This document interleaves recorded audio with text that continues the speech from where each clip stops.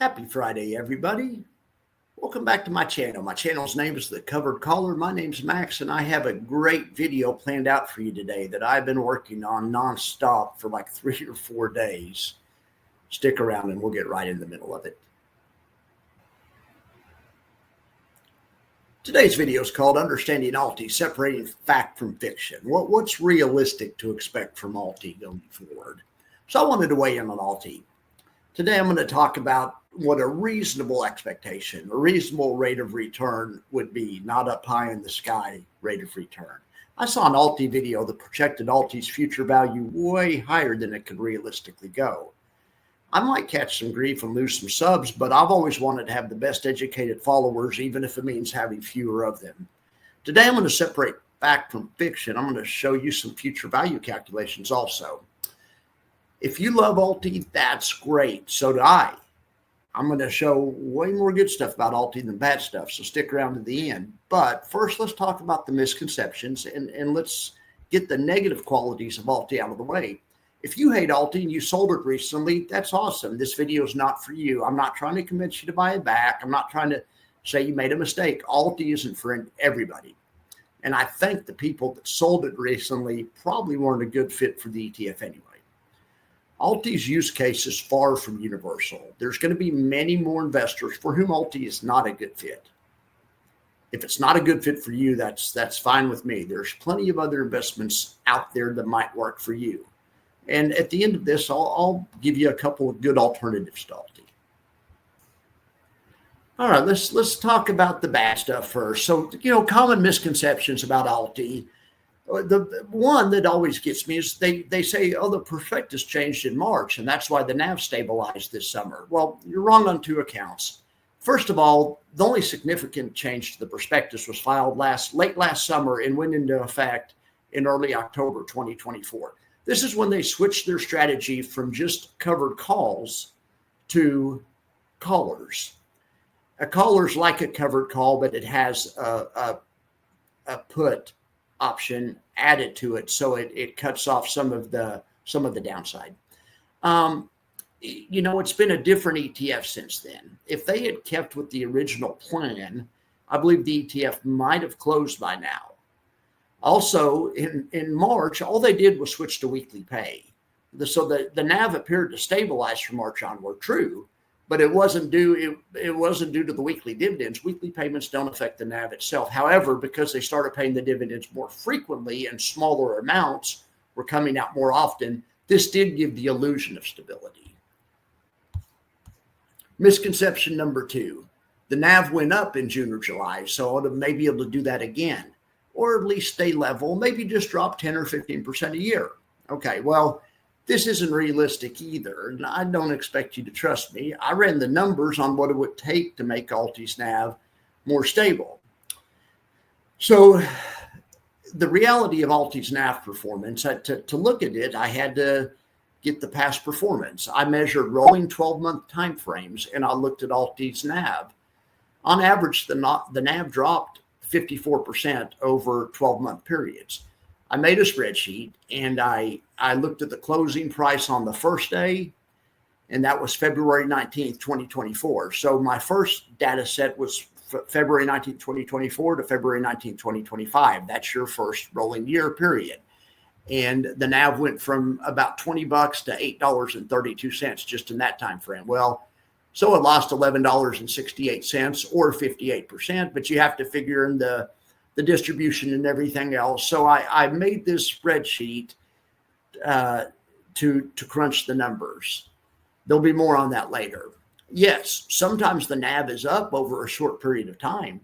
If you had bought the day of the low in April, after the market finished selling off April 8th, I think it was, and then you sold the day of Ulty's high, the NAV's high was set on July 22nd of this year, you would have seen an increase in Ulty's NAV of around 4 or 5%, but that was only like a quarter of a year, so they came out to around 12% annualized. Now, that's great. Ulty's NAV up 12%, and it's still paying the 80+% yield. Only problem was over the same time frame, the Q's NAV was up 121% on an annualized basis. In this video, I'm using the Q's as a proxy for Ulty's parents. they're highly correlated, and it's a, even though it's not a perfect correlation, it's a good proxy for Ulty's parent asset or a reference asset. I also factored in if someone would have bought Ulty on July 22nd, bought it on the July 22nd high and then sold it yesterday as an example of bad performance. That was not a great time either. So I put that in as another data point to kind of show, how the NAV and Ulty, how they interact in a challenging time.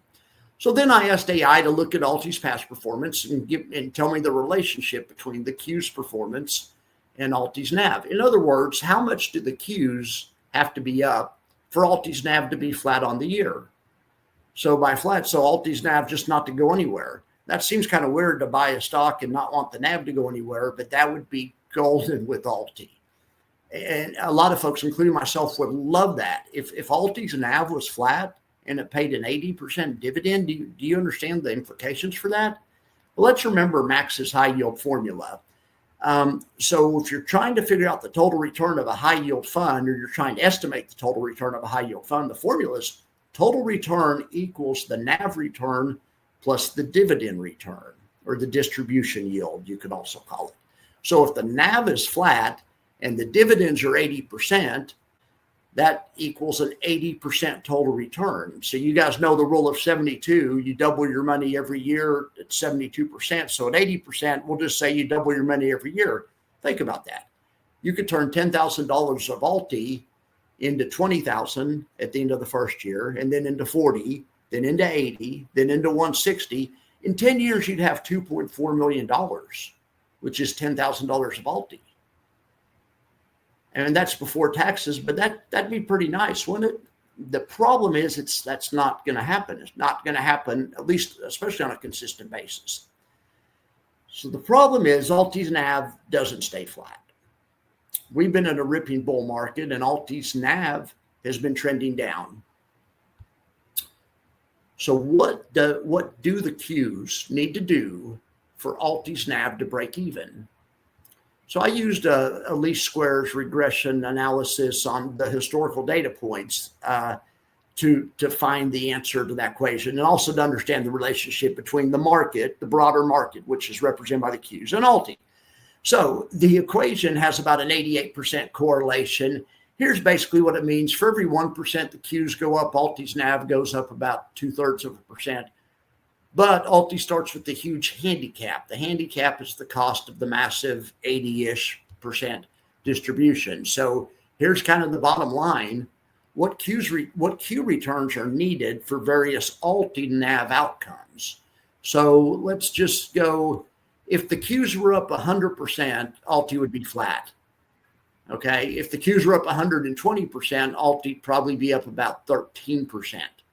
Just on NAV. This doesn't include dividends on Ulty. On Qs, it includes dividends also.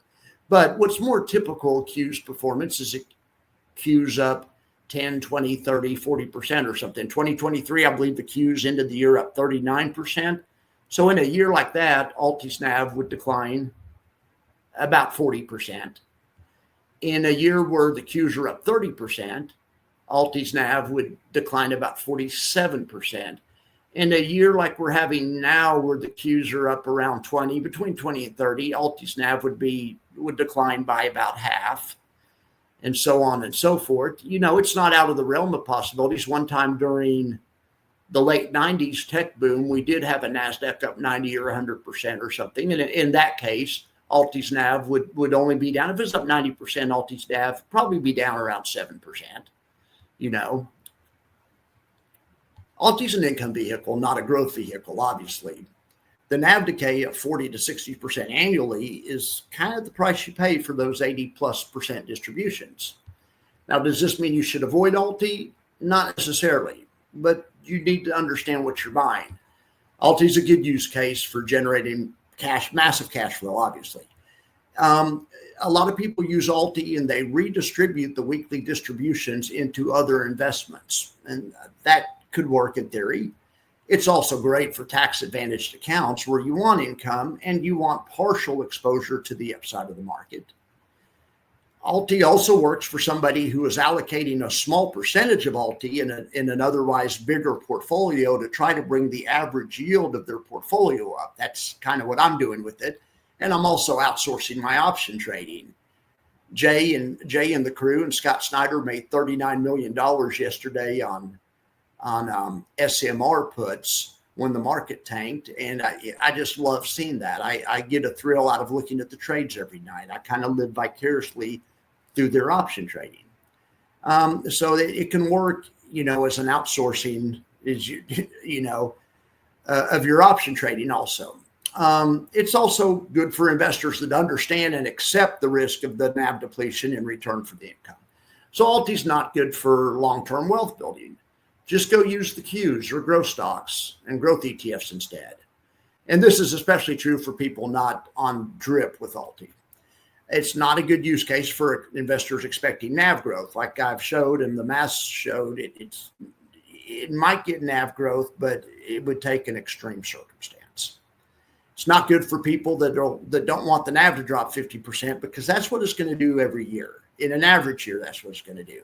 It's also not good for people that have a job. In other words, people that don't need the income. It's not a good use case for people on margin. So here are 5 good use cases for Ulty. 5 great ETFs that it beats. Now, this is going back to the strategy change in October when they started limiting the downside with the puts through the collar strategy. Okay, T-SPY is a great ETF, and Ulty's beating it, albeit not by very much. But I mean, SCHD is what a lot of people did in TradFi. Traditional finance. Income growth stocks were the thing. And SCHD over the years has been a good investment, maybe not so much recently, but you could see Ulty is just throttling it, just absolutely throttling SCHD. JEPI, that is a TradFi traditional way to get yield and is also a highly thought of ETF from JP Morgan. Well, Ulty doesn't really think that much about it, does it? Ulty doesn't seem concerned about it. QDT from Round Hill is based on the Qs, and they sell ODTE options, and they pay a big yield, kind of like Ulty, about half the yield of Ulty, but they pay a generous yield. Heck, Ulty's beating it too, and paying a higher yield. And iSpy is a great one that a lot of people like and use for a way to boost their income. And there's nothing at all wrong with iSpy, but it doesn't get the total return of Ulty, or at least it hasn't been. And then I just wanted to show Ulty to the SPY. Now the SPY is beating Ulty, albeit not by very much, 19.4% to 18.17%. Ulty's performing, pretty darn close to the SPY. The key is having realistic expectations. Ulty does exactly what it's designed to do, generate enormous income. If you need that income and you understand the trade-off, Ulty could be a valuable tool in your portfolio. However, it's far from the only way to make a high income. Just don't believe please don't believe anyone that's telling you Ulty's NAV will stay flat or grow. That's the reason I made this video. I saw an influencer that has more than 100,000 people running future value calculations, figuring Ulty's NAV dropping 15% per year. That's just not going to happen. It might happen one year where Ulty's NAV drops 15%, but the odds of that happening 10 years in a row.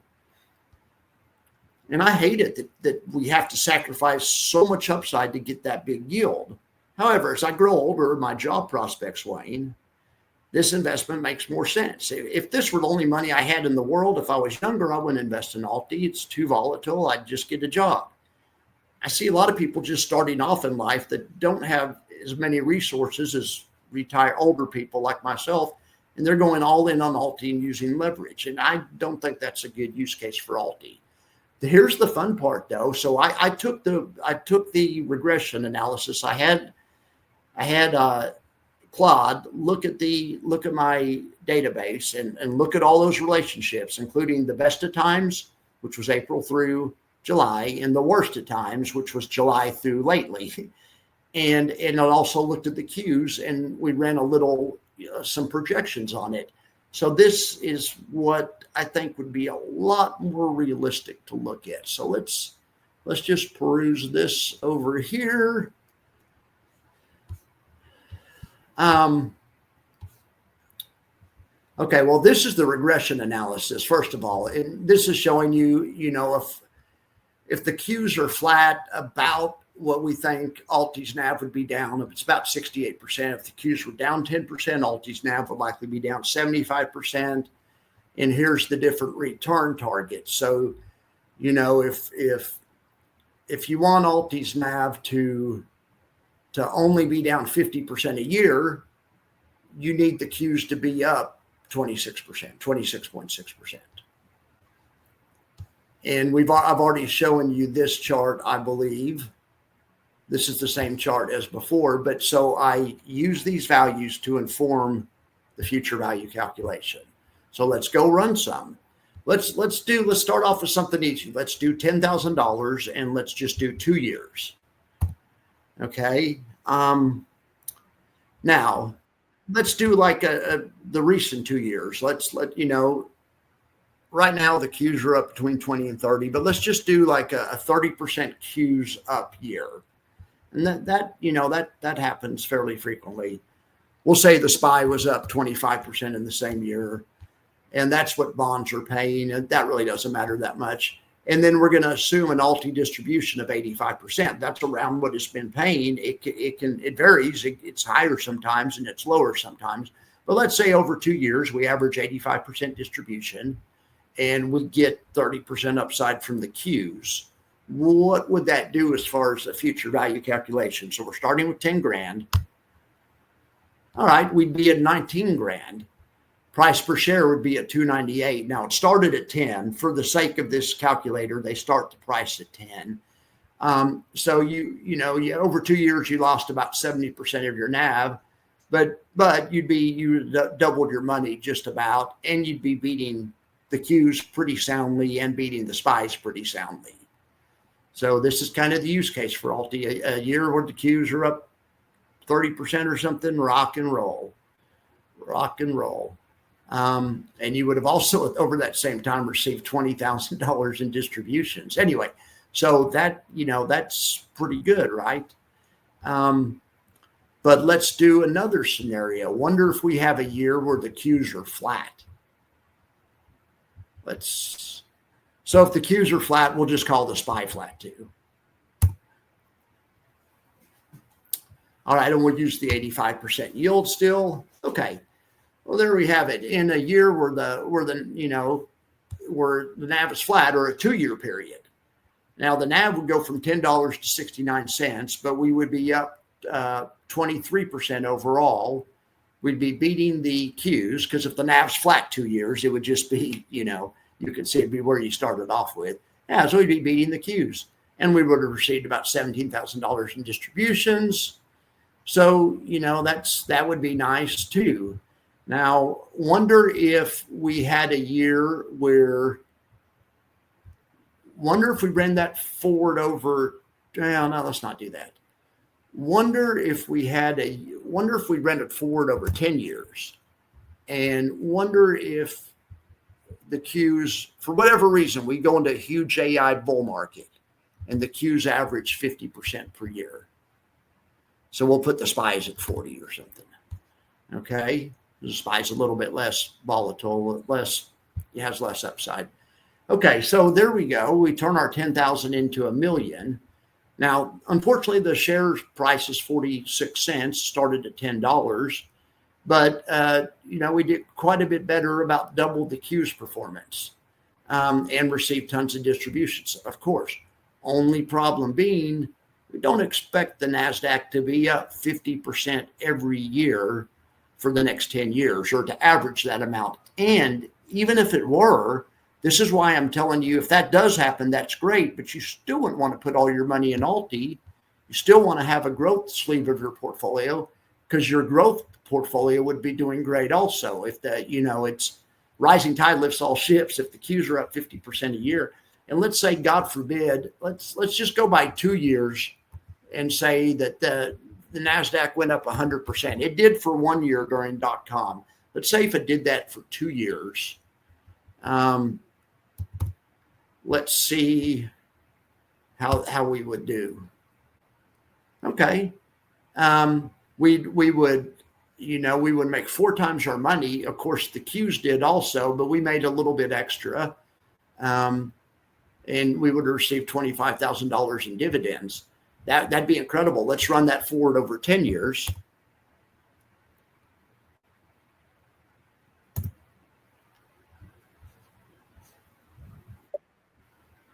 Run it forward over 10 years, you could turn 10,000 into 13 million. Obviously, that's not going to happen.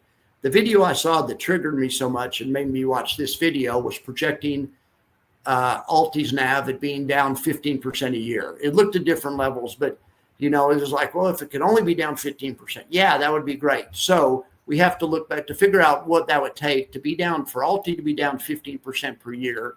It looks like the Qs would have to be around 75% per year. So let's try to recreate that thing. Expected Qs return would be 75% per year over 10 years.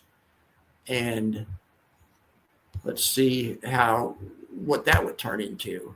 Yeah, and that turns 10,000 into 4 million. I mean, I'm all about it. I'm all about it. That would be wonderful. I mean, so another use case for Ulty that I didn't mention in the video is if you knew the market was going to melt up, Ulty would be a great investment. But if you knew the market was going to melt up, the SPY and Qs would do well also, obviously. Ulty's not the be all and end all. It's not magic. Now let's see what could sink Ulty. Let's go to 2 years, and let's say that the Qs are up 20%. But let's say that the distribution yield drops to 70%. Okay, well, in this case, we would still make money. We'd have a total return of 32%. Our NAV would still be at $2, down from 10. We'd be up 30%. We'd be underperforming the Qs a little bit. However, we still receive the distributions. So let's roll that forward over 10 years, though.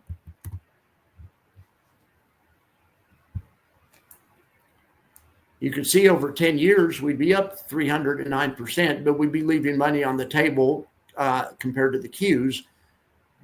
Remember my high yield equation. Total return equals NAV return plus dividend return or distribution yield. So that's those are the factors. But to understand the NAV return of Ulty, we need to know what the NAV return or the total return of the Qs are, because they're very highly related.